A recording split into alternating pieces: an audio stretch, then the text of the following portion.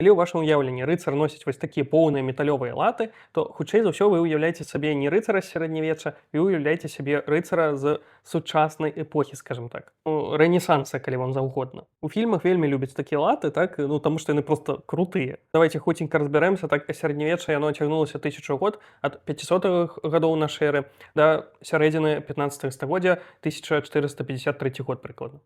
Калумб, Аршанская бітва, заснаванне Рэчы Паспалітай гэта ўсё ўжо пасля сярэднявечча, так? І вось такія стэрэатыпныя рыцарскія латы гэта ўжо рыса або зусім позняга сярэднявечча, або ўвогуле ўжо ранняга новага часу. Большую частку сярэднявечча рыцары насілі кальчугі. Нават у фільмах пра караля Артура паказваюць рыцараў круглага стала вось у такіх менавіта абсалютных латах. Ну а кароль Артур гэта ўвогуле сярэднявечная гісторыя пра іхняе ж мінулае, то бок ён павінны быў жыць у раннім недзе сярэднявечча.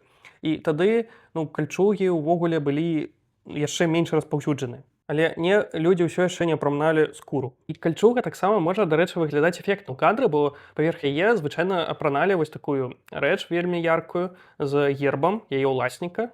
Хоць вядома, з улікам таго, якія блёклыя зараз усе фільмы робяць, то, напэўна, у сучаснага гледача проста эпілепсія паўзнікла. Такога візуала сярэднявечнага войска, яшчэ і не ў скуры ўсе там апранутыя былі б.